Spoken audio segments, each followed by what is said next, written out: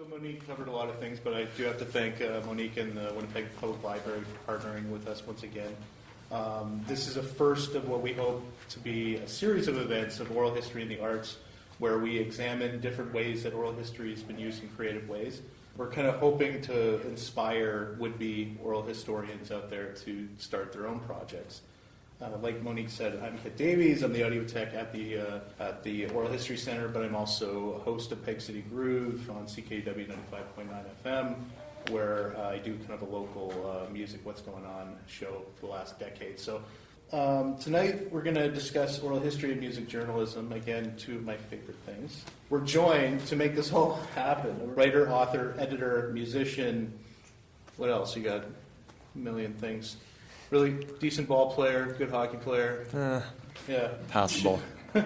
Sheldon Birnie, he's written for Winnipeg Free Press, Vice, Noisey, Exclaim.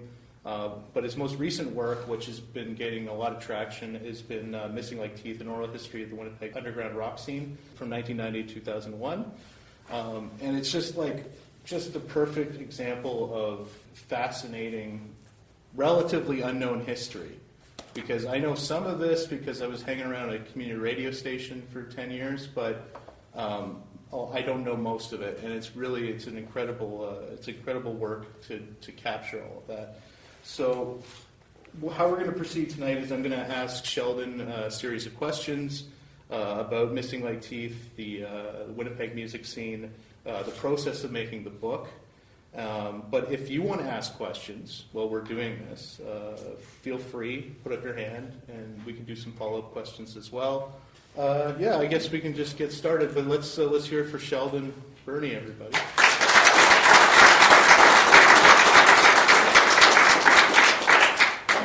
So I guess the first question is basically, I mean, you're originally from BC, right? Yep, northern BC. Yeah. So kind of what made you decide to document the Winnipeg underground rock scene? The bands that came out of that scene were the ones that really kind of captured my attention, when you're in that really impressionable era of youth when music just can capture you and kind of seem like everything and you can become obsessed with it. The bands that kind of did that the most happened to be from Winnipeg, whether that was a case of, their music connected with me, or I think a little bit it was that Winnipeg was a real place to me. I had family here. We visited it every year. And up until I was probably about 16 or 17, I figured if you had a CD, you're probably like a rock star. I didn't understand that people could just do it. You couldn't just be someone who worked at a restaurant or who, worked at a gas station or was a kid in high school could make a band, make a CD, and do something. That was never a thought that occurred to me, I guess, until I discovered that there were these bands from Winnipeg, and then from that there were other bands everywhere doing that. But I guess it was just that it captured my attention that there are these people singing about Winnipeg. They're doing it on a level that is, equal to all these other bands, and the music is as good or better. So that's really what got my attention with bands like Propaganda, Kittens, the Weaker Thens, and then from them I discovered more and more music. But I wanted to do the project because you don't really find a lot of information on these groups out there. I mean, there'll be local articles, whether it's in Stylus or the Winnipeg Free Press when a CD comes out. And if you look back in the Stylus archives, you can find some early interviews with these bands from the 90s. But I mean, apart from there's a really exhaustive Propaganda timeline that Exclaim published a couple years ago, which is fantastic. There's, a few kind of feature-length articles on the Weaker Thens. There isn't really anything out there. Winnipeg, for whatever reason, has kind of escaped this kind of in-depth or a look, There's a really great book, which I'm sure the library has here because I've taken it out a number of times, Have Not Been the Same, which kind of is, I wouldn't say exhaustive, but it tries to be kind of an exhaustive look at the can rock renaissance of 1985 to 1995. It's nearly 1,000 pages thick, very in-depth on a lot of groups and scenes, but there's about 2 sentences in it about Winnipeg, and often it's John K. Sampson talking about the Rheostatics or talking about some band from Toronto. Reading that and not seeing anything about the city that produced, bands like Propaganda, Kittens, Weaker Thens, who have an international impact. I couldn't figure out why no one's done it. And I figured, well, why don't I just try to do something? Why don't I write these articles? And they started off as a series of articles for Noisey, just trying to take a little snapshot of the noise scene and then the kind of PC punk scene and the rock and roll, kind of greasy rock and roll scene. And in putting those little articles together, there was just so many people that were coming out of the woodwork offering to be interviewed or I would be connected with. And, when you're only using a couple quotes from each of these interviews and they're lasting, 30 minutes, 40 minutes, an hour, I quickly realized that there's a lot out there that a rich kind of vein that hadn't yet been spiked. And it just kind of worked out that there was a publisher who was interested in doing something like that at the time that I had connected with. And then the ball just kind of kept rolling from there. Yeah. And, you mentioned, like you're a published author and, you're a writer, I know this kind of stuff. But what made you kind of decide to kind of do the oral history route? Because it's becoming more and more prominent. Legs McNeil, his punk book, and some others have just been coming up. But it's been now you're seeing the oral history of street sense. The oral history of Electric Circus. So what led you to do that? First reading Legs McNeil's "Please Kill Me," his oral history on the kind of 60s and 70s punk and the rock and roll that came before that. Yeah. When I first read that, I'd never really seen something like that before, and again, it hit me at that kind of later teenage years where it made a big impression on me. I've reread it since 3 or 4 times over the years, and have picked up oral histories that have come out. There's a great one on the Seattle kind of grunge scene. Everybody loves this town. Yeah. It's fantastic.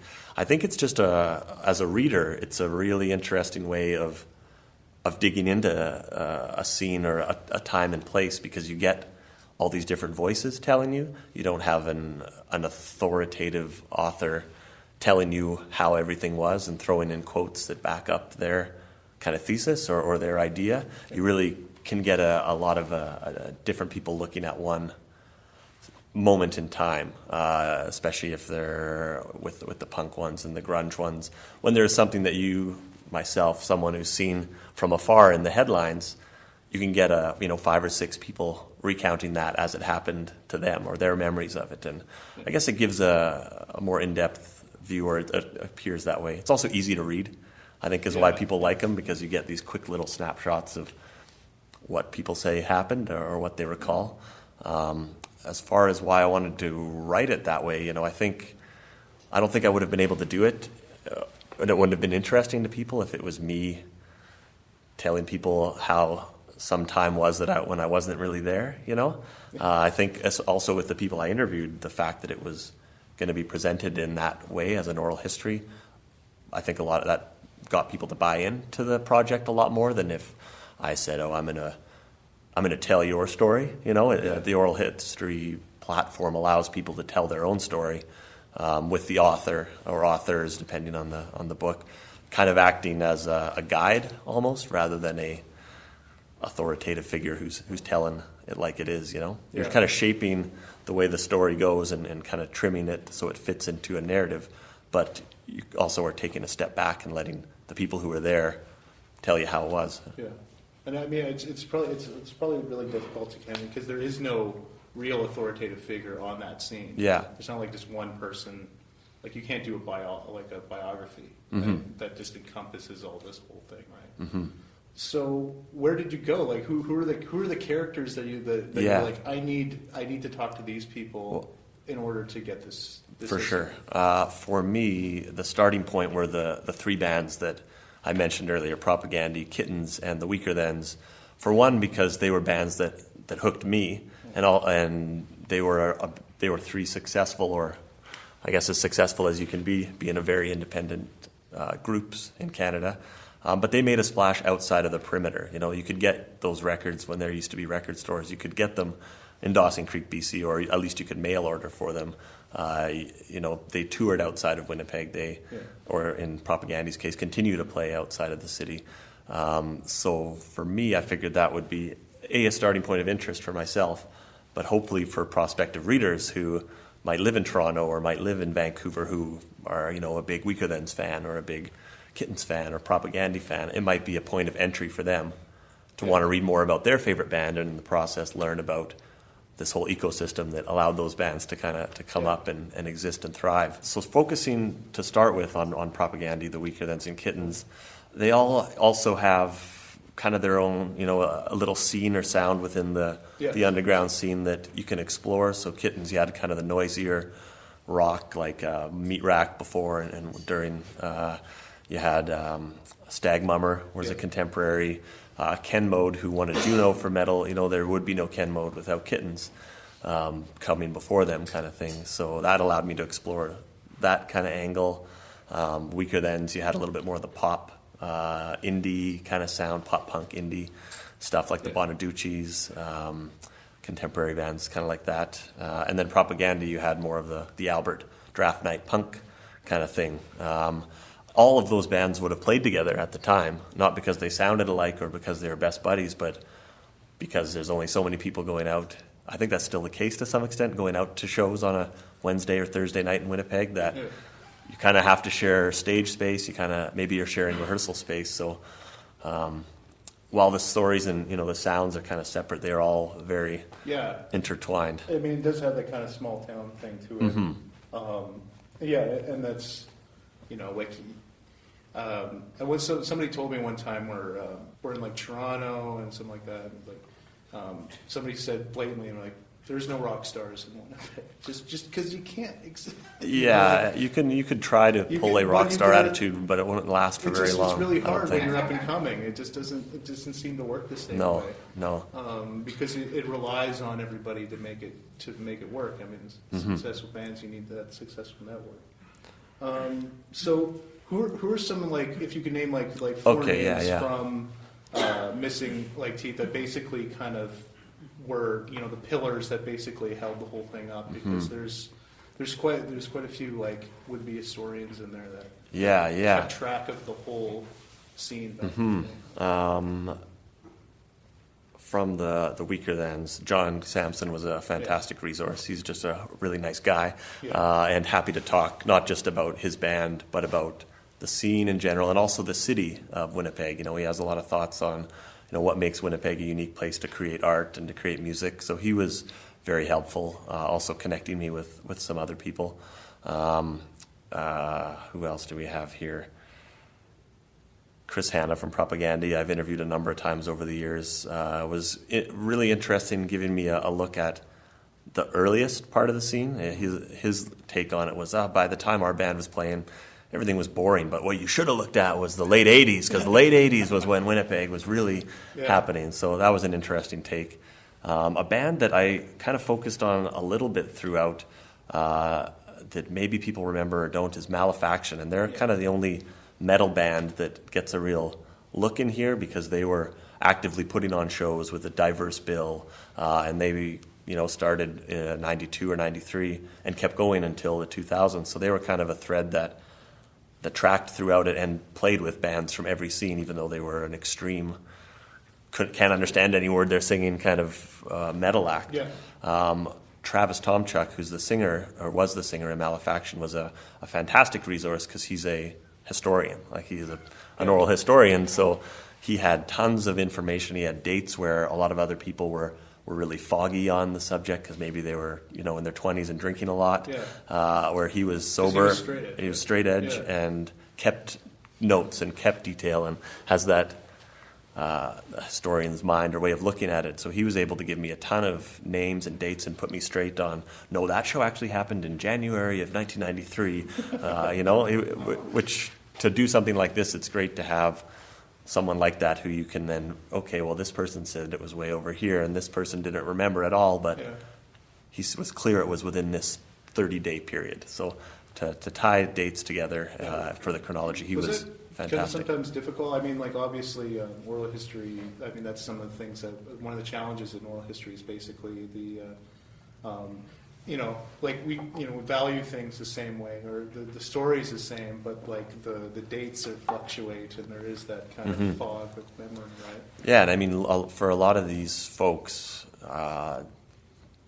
even the bands that were successful no one was really thinking like, oh, I better remember this because someone's going to ask me about it in 25 years or something. A lot of them, it was really just, we're making music for our buddies to go and maybe get some free beer at the Albert, or, we're going to put on a show because this band is coming through town that our whole dream is to play with this one band from Montreal or whatever. No one was really thinking about that. So a lot of people, again, depending on how big it was in their lives, some of them were like, I don't really remember a whole heck of a lot about that, but I do remember the first show I went to, and I do remember this one event. But yeah, it was neat to see that there were very conflicting tales of one. There's a couple events in there that I tried to kind of focus on. One of them was a later 90s. At this point, the kind of real everyone playing together scene had kind of fractured off into bands that came up after Propaganda who were really almost militantly PC, like politically correct, vegan, all this stuff. And then there was an alternate kind of scene of like Christian kind of hardcore. And these had all started off playing the same shows, essentially pals, but it all kind of drawn a firm or a hard line at some point in the sand.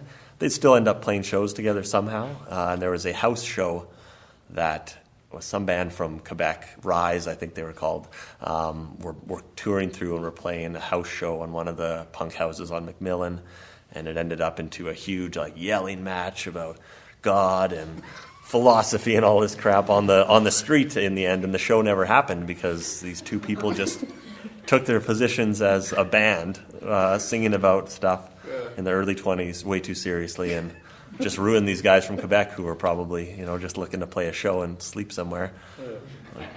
Blew that out of the water for them. And to hear 4 or 5 different people try to recount that exact sort of moment was really interesting. I did a little chapter on Brandon, Manitoba's, the Wheat City, their own kind of punk scene, which mirrored Winnipeg's in a lot of ways. Theirs culminated. They had a great scene kind of going, and then it almost stopped dead when a local promoter booked Raised Fist, the Swedish hardcore band, to come through town. And the show never happened because a riot started at the Park Community Center, and kids were just going too crazy. Got too pumped up about a show, and the police got a little bit too nervous about it. So to hear, everyone who was at that show, which was everyone in Brandon who was into punk rock, tell all their recollections of it was really interesting to compare notes, I guess. And was it was there other challenges to get people to kind of open up? Most of the people I talked to were pretty interested in the project. There was a few folks that I approached that either weren't interested or I had kind of put out feelers through people they knew and who just weren't interested in the project. But that was few compared to the amount of people that were keen on it. I talked to about 60 people putting it together, and I only had about 3 or 4 decline to take part in the project. And most people who talked were just happy to.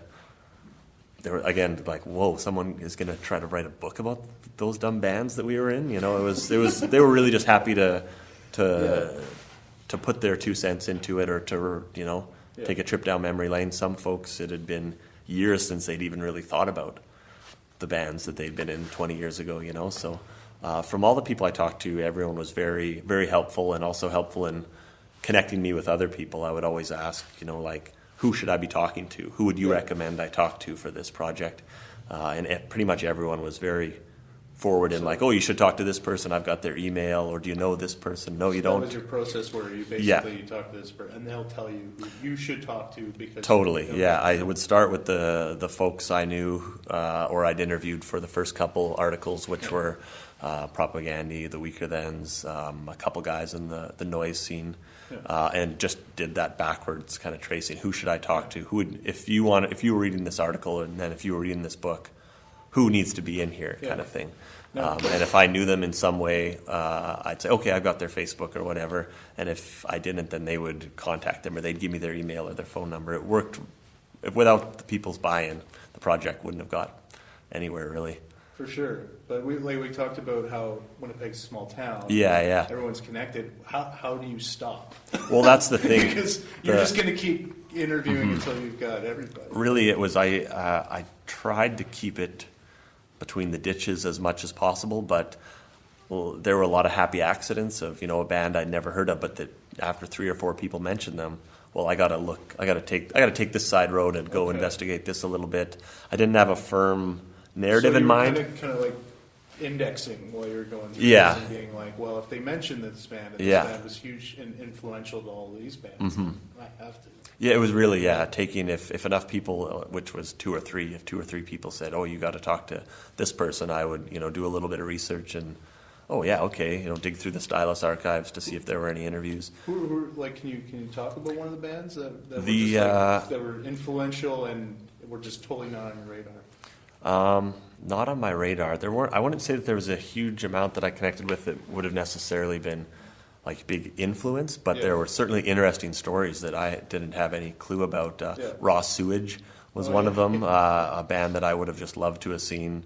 Didn't really even try to be a talented or anything, act just an expression of frustration and rage on stage, which I love, but they came up a few times, and finally, like, I got to talk to the singer, who again was one of the people who, that's 20 years, that's a whole other life for them at this point, so it was really fun to talk to her, as she just pulled, it seemed to be she was just remembering stuff as we went, like, oh yeah, there was this one show, and I think I was mad about this, and so that was a story that was not on my radar whatsoever, that made its way in there.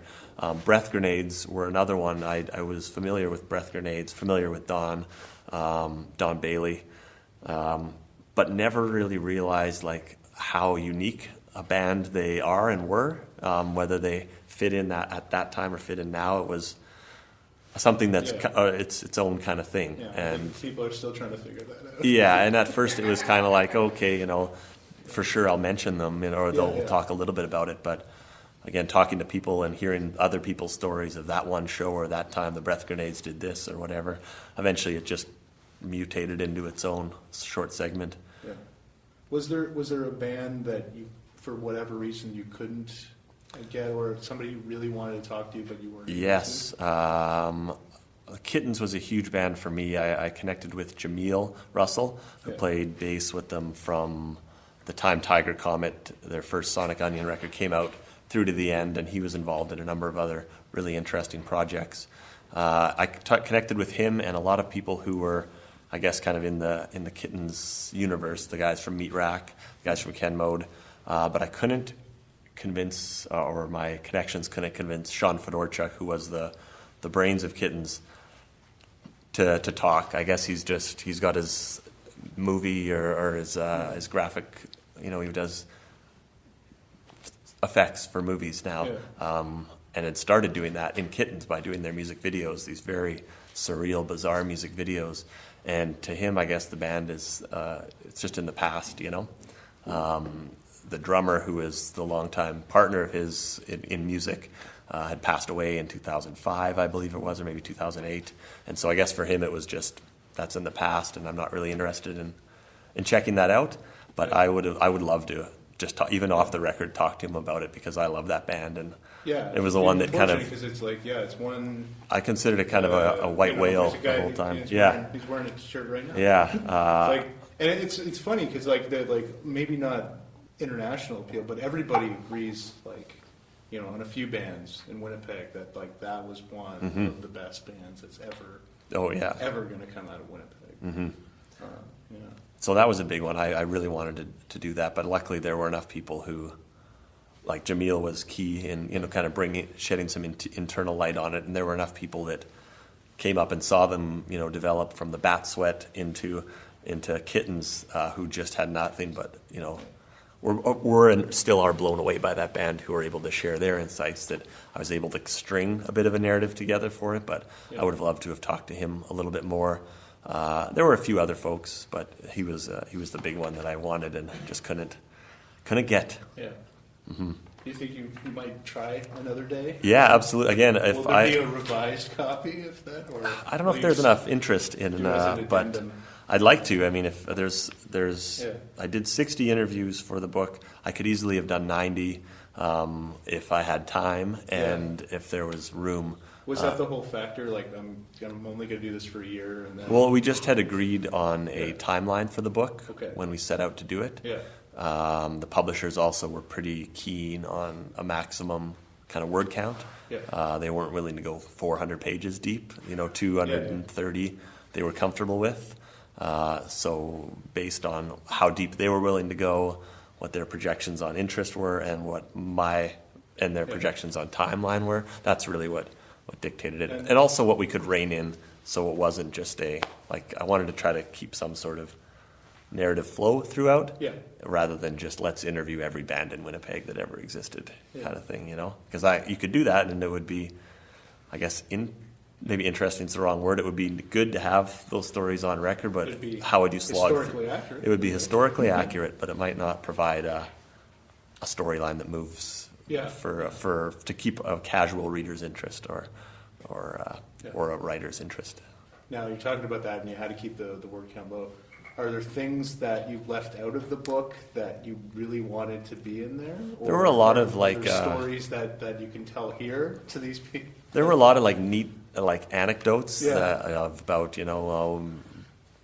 me and so used to be roommates, and then we had a jam space. Lots of cool connections that were interesting to me, getting to know these people and knowing these bands, but to kind of slog through on the page, it would have just been, I think, a little bit too. And even sometimes I think that might have even been I might have included too much of that for a casual reader who doesn't really care too much about. I can't believe this guy's room. Yeah, or they shared a jam space in this place. I was really into learning that kind of those connections. So I left as much of that as I could. Well, that's not true. There's a lot in there, but there could have been a lot more. And same with fun anecdotes, about some wacky show that happened. At some point, I had to just trim some of those out because it didn't really add any more. It was interesting, but when you're looking at that word count and you got to drop 20,000 words, you got to start cutting some stuff, right? Yeah.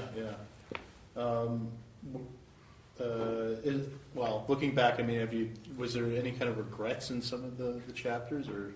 I would have liked to have talked to more people is the main one. Yeah. I would have liked to have cast the net a little bit wider, because I feel like some of the tangents or storylines could have been more developed. Other than the Kittens storyline, who yeah, else? well, there was a lot of little things. I tried to sometimes pepper in an aside almost of while these are what we're focusing the book on, here's a bunch of other bands that people found pretty interesting. Yeah. It would have been nice to explore that a little bit more, rather than just as an aside or two. It would have been nice to kind of connect those threads to the greater narrative a bit more. Yeah.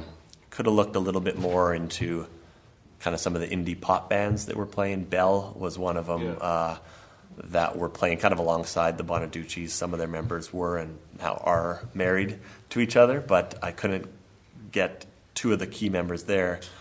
I got them on board, but we just never could get a scheduling time until it was too late, and by that point the book was pretty much done, and it would have taken a 2-hour interview transcribing it all and then rejigging everything to get it in. So that would have been nice to include, and I would have introducing each chapter. I tried to do a little bit of that editorial voice, kind of saying, hey, here's where we're at. Setting up the context. And I felt some of the chapters I did that better than others, just because maybe I had a secondary voice, an interview that talked specifically to that time period or to the theme that was kind of explored in the chapter, whereas other ones didn't. And so it was more just a quick kind of, catching up here, this is what's happening sort of thing. Yeah. So I think a few of those I would have liked to have either had a better idea on how to tie it all in, or had found that voice or that way to make it kind of work a little bit more. Now that you did the book, did all the interviews, you stand back, what are some of the kind of the threads and themes that you think add to the uniqueness of the Winnipeg music scene? What kind of ties it all together? What's kind of different than you think is contrasting to maybe Toronto or other epicenters? We talked about small town. Yeah. Is there other things The small town thing is one for sure, because yeah, if you get too big for your britches, people aren't going to put up with it for very long, or you're just going to get that reputation as like, here comes the rock star again. Oh, great, we got to play after the rock star. Yeah. But that's only part of it. I mean, I would ask the people I interviewed too, like, what do you think makes it unique or a special place? The kind of tried and true answers are, well, it's because we have cold winters and because we're isolated. Whether that's all of the story, I don't think so, but I'm sure that plays into it to some extent. The isolation, there's 800 kilometers to the next major stop. So for any kind of American or even Canadian touring act, you're not going to get anyone coming here in the winter unless it's a rare. So you make your own entertainment. So people had to make their own entertainment. The only people who are going to come out to a bar to keep the bar afloat on minus 20 or 30 a January Thursday night are probably other musicians. So you've got a stage where you can play, which is rare. You might not get that in Toronto, to get that chance to get up on stage when your band really sucks and probably shouldn't be on stage. But you've got to try to entertain the people in the crowd somehow, whether that's by just trying something different musically or just putting on a really out there show or doing something hilarious or whatever it is. You had to keep those people entertained, and you had to keep doing that anytime you decided to put your name on a poster and convince people to give you $3 or $5 to come in. You had to kind of provide something for them. I think Lloyd Peterson at some point says, there's two kind of sides to it. And one, there's no real industry, or there wasn't any real industry in Winnipeg. So you don't have, not any industry, music industry. So you don't have bands trying to be the next big thing and get, that agent's here. That's rarely, if ever, going to happen. So you wouldn't have people chasing trends as much as you might in a larger center. No one cares, so you're going to make the music you want to make. But the flip side of that is the people who do care are your friends, and they're musicians too, so you're going to have to try really hard, because the only people you need to impress are the people in the audience, and those people are probably in a band as well, and maybe a band that's better than yours, so you want to kind of up your game a little bit to not look like a fool in front of your pals or whatever. There's smaller, there's a little competition. Yeah, friendly competition of Bonaducci's Doug McLean spoke to that, or maybe one of the guys spoke to it, where you've got your band's kind of starting at the same time as the Weaker Thans are starting.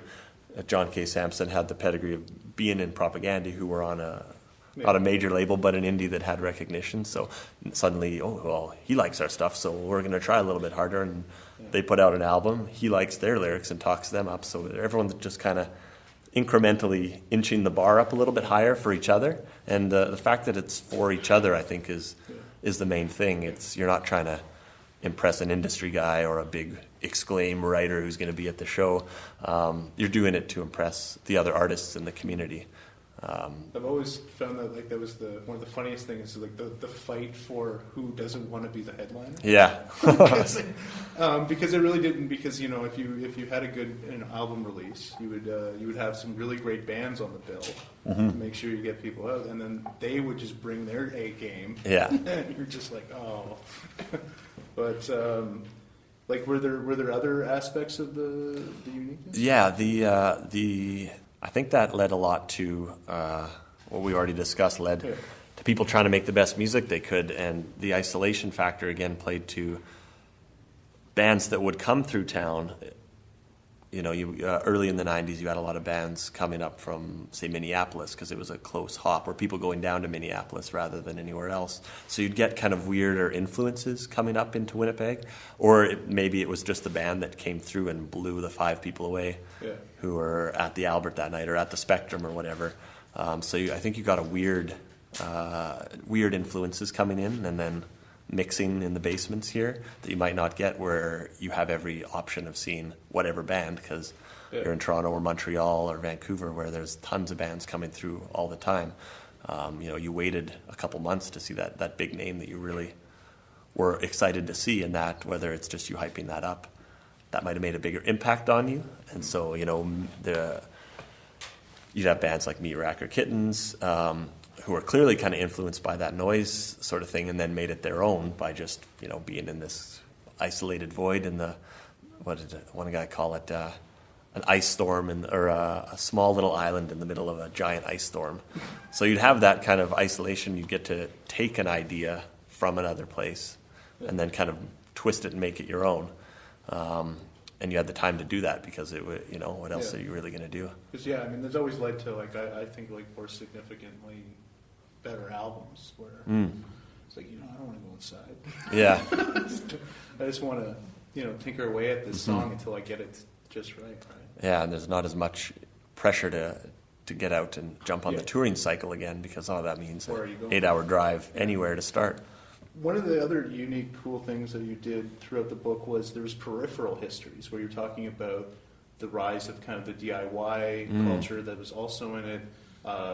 Obviously, CKUW, the community radio stations that were just starting, and Stylus, which again was one of your kind of only historical record of some of these bands, right? So. Was it important to you to kind of include that kind of in the aspects as to reinforce some of the story? I think so. I think it was also important to give context on the time because it was a different time than it is now. And if let's say you're a kid growing up in Winnipeg and you get interested in this and stumble across this book somehow, there needs to be that kind of understanding. I felt that it was hard to connect with people at that point. Your only kind of source of information were, in the early 90s anyway, zines, whether you're sending it off in the mail to the zine, the address you read on the back of some 7-inch. It was just a different way of accessing information and sharing information that wasn't so immediate. So to kind of document how that was being done specifically in Winnipeg, I felt was an important aspect of the story, and again kind of talks to why these bands developed these kind of weird sounds in isolation, because you couldn't just download whatever record label's discography that you were interested in that month. You'd kind of obsess over the 7-inch that you got when the band came on tour, So yeah, exactly. There was a little bit of a different pace to consuming and producing music maybe. The media aspect as well, on how that was being talked about in the city, was kind of unique. You had the daily papers pretty much ignoring what was going on at this level of the underground anyway, definitely in the early 90s. So you only had the Alternative Weekly, which at one point there was a couple, talking up the upcoming shows. But then you had Stylus, which you can still get the archives and dig back, and that were doing more feature length. There's still still have stacks of them from the 90s there. And it's a great resource Hunked away under a whole bunch of UWSA storage lockers or whatever. It'd be great to have that more accessible, because for some of these bands, that's the only interviews you have, or even for the bands that are a little bit more well-known, Weaker Thans or Propagandy or what have you, to read their first interviews are very funny because they're not media savvy at this point. They maybe done one or two other interviews. They're basically kids, and the people interviewing them are also untrained, basically kids. So you get a very heartfelt but awkward, looking back on it, interviews from these bands that you can't kind of find anywhere because no one's put them online or whatever. And you kind of get that across the spectrum. With zines, you'd get that a lot because you'd have a kid, writing down their most serious thought, or their, how I feel this way, and then photocopying them and selling them or trading them at shows or whatever. I guess the way you have, blogs and stuff now, but in a very tangible format that many people would cringe, I guess, looking back on, but which was a very real way to get those ideas out and to connect with like-minded weirdos. Yeah. One of the things that happens usually when people present on oral history projects and people come out or read books or whatever, have people approached you since this has come out and talked to you about it? Or had a lot of people just email me or hit me up on Facebook or Twitter and say, I found your book, or I bought it, I used to play in this band, or I used to go see these bands, and trying to kind of share their own story. Are you doing another one? Because I got all these old posters, and which is great. Which brings up a good question. Are you doing another one? At this point, I'd say no. Okay. Or are you thinking of maybe writing some addendum articles, maybe for definitely. At some point, there's a few, like I mentioned, the late 80s, kind of the crossover period, crossover thrash kind of stuff. Like Chris Walter has done a lot of early 80s writing on Winnipeg and punk in general. That MTS Home, Stories from Home, Piss on You, great documentary on a number of the bands that came out at that, like the early to mid 80s. But they're, just as the 90s to me seemed to be a bit of a void, that late 80s is a complete void. I don't see anyone who's really written on that 87 to 91 kind of period. And, you had bands like Corpus Vile, you had Crown of Thorns who are playing shows again for the first time in 20 years or something like that. DAC, Artificial Life, kind of a precursor to Red Fisher. You had a number of these bands that put out a 7-inch or one record or something like that, but are... That, I mean, again, that's way more rare. Like, when you're mentioning some of these bands, I mean, this is when it's really hard. Like, the radio station does a really great job, CKUW, archiving, but, that collection there's a drop-off point, and that's right around the same time. Like, you could find maybe a couple, but... Yeah, those tapes or records exist in people's personal collections, and that's it. Like, they're not on Bandcamp, they're not anywhere. It would be a lot more work to track down the players involved. But I think that's I don't know if it warrants a book, but it definitely warrants a good length feature article, a good 2,500, 5,000 words easy. Whether I do that or not, I don't know, but someone should. And I'd love to add more on this, but I doubt there's enough of an interest to produce an expanded version. But there's 20 more people easily that I would have liked to have talked to or connected with to include. Well, if people are interested in doing some of that, like what advice would you have for somebody that wanted to do their own music oral history project or music history project? Yeah, I guess you'd want to figure out what format you wanted to do it in. Like, this came about again. I did a few articles and realized there could be a book here. It just happened to work out that the publisher was contacted me and said, hey, if you ever want to do something about Winnipeg, because they had liked the articles, we're open to that. And I said, well, I definitely would like to do something on this time period. And then we back and forth and came up with the oral history idea as the best format.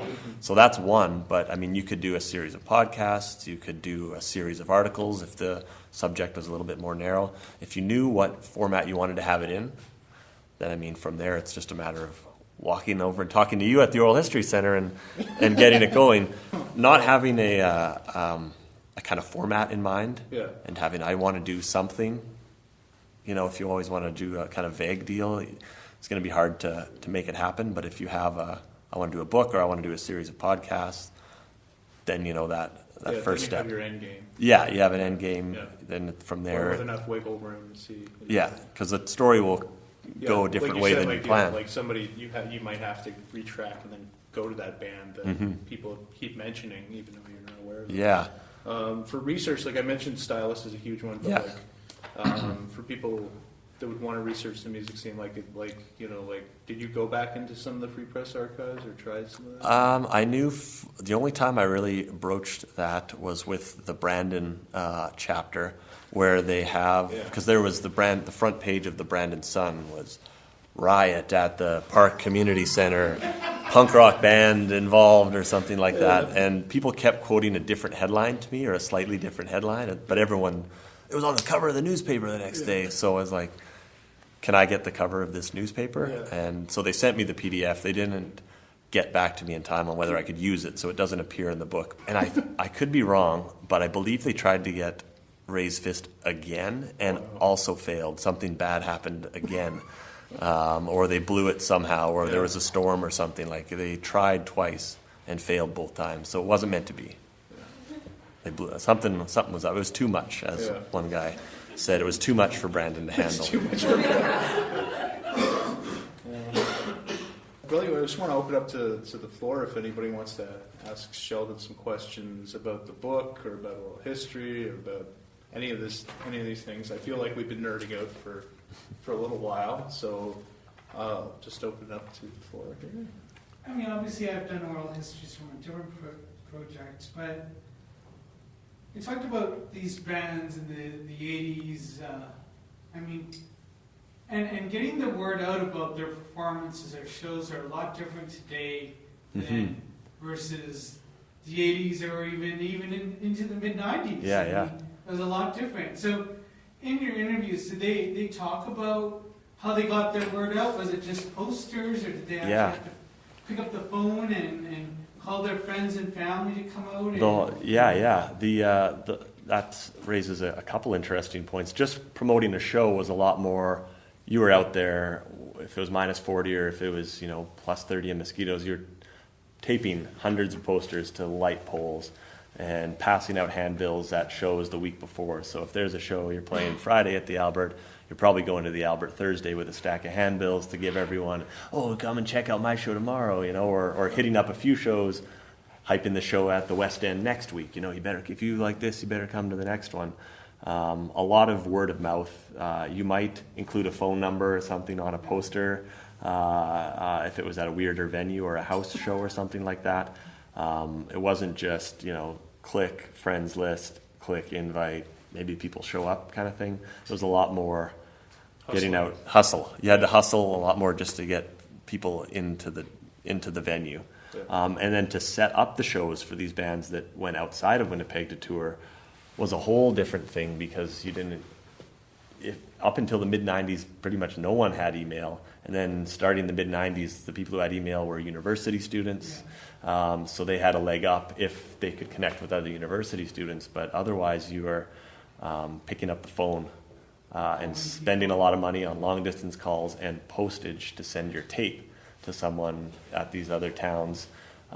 Maximum Rock and Roll, which was still is kind of the big punk zine that comes out of the States. Every year they would publish a kind of directory called Book Your Own Fucking Life, which would include any indie promoter, punk rock, hardcore, metal, whatever promoter that wanted to, send their information in, generally to be included monthly in the listings in the back. But they put together this annual sort of thing that included Canada, the US, I think Europe as well, and it would have your name, the production company, your address, and your phone number.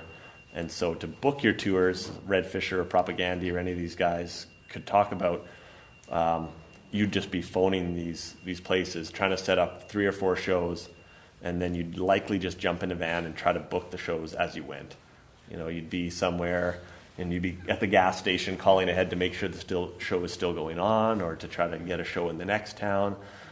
You roll into a town, your show, the venue doesn't exist, or it's closed, or you can't get a hold of the promoter, he's disappeared. So you'd look at a poster, find out, oh, this bar puts on shows, go there, try to get on the bill for that night. Like, it was a lot more hustle involved just to play to a handful of people that might not even care that you're playing than today, where you can email people and connect. First there was MySpace, and now Facebook and whatever else you want, Twitter, where you can instantly connect with the promoter wherever you're going. This was a lot more failure to get to that little bit of success, I think. And maybe another follow-up. Did it help bands in this city? I mean, for years there was the Albert, but that's no longer around. Mm-hmm. But did it help those bands to have pre-existing facilities where they could use that are known in the city, like West End's still around? Mm-hmm. But did that help? Absolutely. Yeah. I guess there'd be 2 answers to that.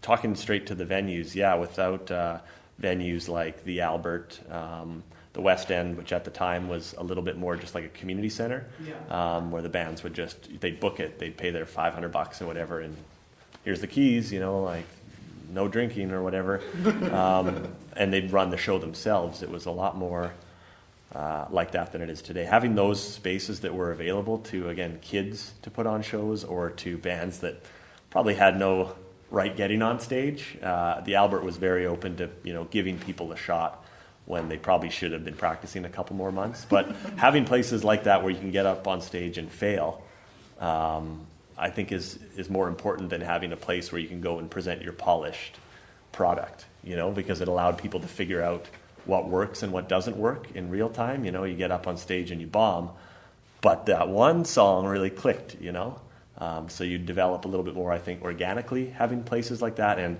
almost everyone who got their start playing at the Albert specifically will credit Wayne Towns and the Towns family for putting up with those early shows and giving them a place to play, and giving them a place to play when they were underage, and being good to them as a bar owner, not ripping them off or not being a dick to them when they could have easily taken advantage. Almost everyone I talked to who came up through that kind of system, if it hadn't been for them, maybe they wouldn't have had the guts to go up and play again, or to play for the first time even. But seeing their friends or peers, on stage so drunk they're falling over, but still they got it. Those guys had a show, I can get a show.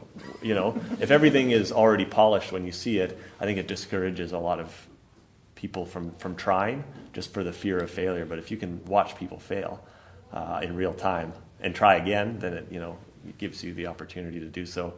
I think also in the same vein, having promoters who were pulling in big kind of name punk acts, guys like Mike Lambert put on shows through the 80s and 90s, and the booker Andrea, whose last name eludes me, at the Albert, and then later Sam Smith, having these guys pulling in big name acts and then throwing the bone to the local band that might not be at that caliber.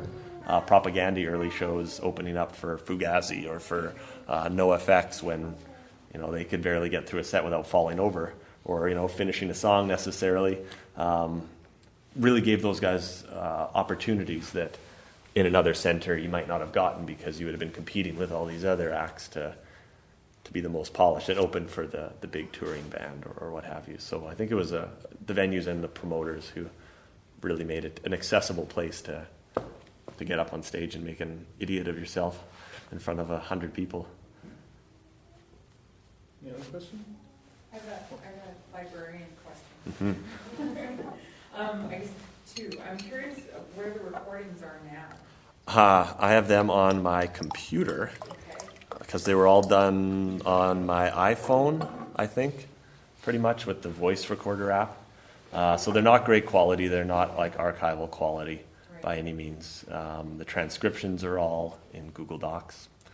Okay. But The somewhat related. I was just curious as I was going through the book. I mean, the voices. I mean, obviously there's themes in the chapters, but the voices change quite quickly. Mm-hmm. You see 3 or 4 voices on one page.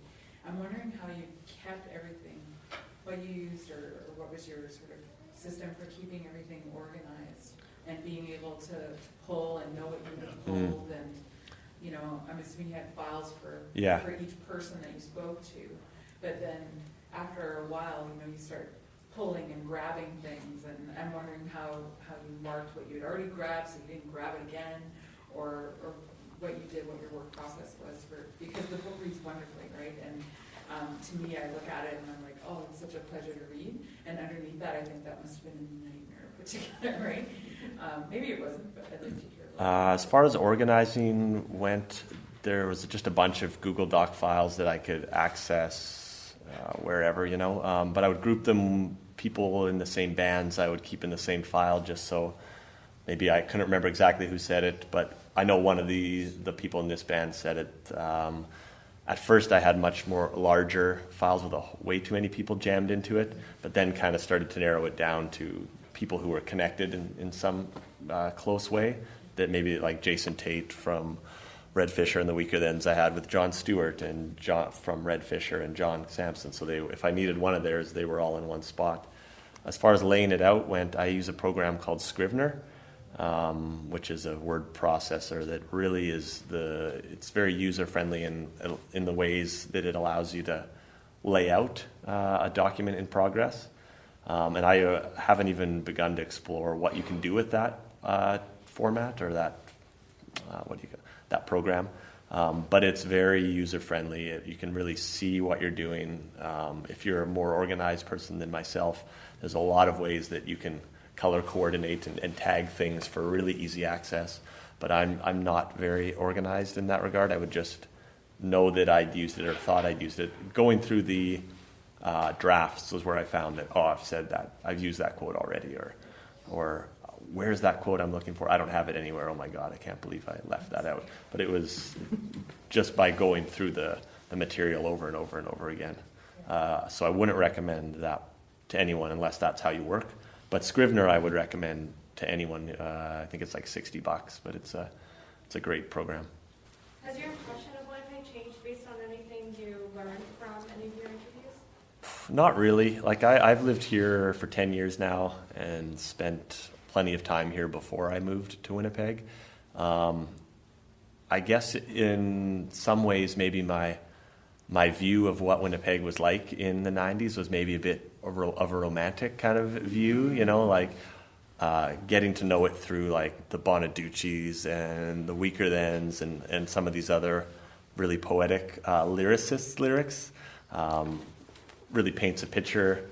I mean, they're not always saying it's the best place in the world kind of deal, but they have a romantic way about them that definitely kind of tinted the way I thought the city was like before living here, when it's much more just like anywhere else kind of deal. I mean, it has its own charms and all that, but they really I had an idea of what it must have been like in the 90s, and to some extent that idea holds up, and in a lot of other ones it was just as people had to go to work and deal with snow and all that stuff, like every other day kind of deal. But it certainly brought it down to earth, where maybe it was a little bit up in the sky for me at first. I'm curious though, what it was, if in your interviews you were able to draw people out to get a sense of why. You know, they mentioned I thought that was great. They talked about being angry. You know, we got up on stage and I wasn't sure what I was pissed off about, but there it was. I started to play. So I would be curious, did you get a lot of that well, you know, I chose to do this rather than there's lots of options in Winnipeg, as you were saying, right? I would ask them, the common questions I would ask everyone, one that would really kind of get people to open up was, what was the first show that you went to that really connected? So they would then, almost everyone would know. It was at Wellington's, it was this band, I was 15, and from there they would kind of go on to tell the story of how they got involved in the underground music scene, in a way that wasn't just me asking them about, oh, tell me about your first band. It was like, well, what got you interested in this music in the first place? And from there, some people would, you know, give a kind of short answers, but by and large, opening it up with getting that first memory or that first fire that really, or the first spark that lit the fire was very effective in getting people to remember or to open up or to kind of not talk about themselves, but talk about that first experience. And then from there, it would often be like, well, how did you first start playing? Was that something you did as a kid? Were you in band, or did you and your buddy just pick up instruments and decide you were going to form a band, or what have you? So that's sort of how I approached of that thing. And then we'd kind of walk through their journey from there, or from the bands or groups they were in. Can I ask one more question? Were there any questions that you sort of asked consistently through the interviews that you saw people had a really difficult time? They didn't want to answer it, or they didn't know how to answer it, or was there something that about it, the question or the question area, that they really drew back from? One question I would always kind of ask is there anything to this myth that Winnipeg is it actually a unique kind of place to create art or to create music? Like, do you buy into this, oh, it's cold and isolated? Do you buy into that? And some people would have a strong opinion one way or the other about it. Others, it would give them a chance to kind of ponder the idea. Interestingly, some people just didn't really, they would rather have talked about the shows they went to and how and the city as an idea than their own band. You know, like, well, you put out a couple CDs, like, who cares, you know? Let's talk about the bigger ideas. Not a lot, but some people, you know, I was calling them because they were in this band, but they just didn't feel that was that interesting of a subject. I guess maybe just being really modest, or, again, it's been 20 years. I'm more interested in the theoretical or the abstract kind of ideas, which I found interesting. If they didn't want to talk about it, I was fine with that too. No other questions? Okay. Thanks for coming. Thank you.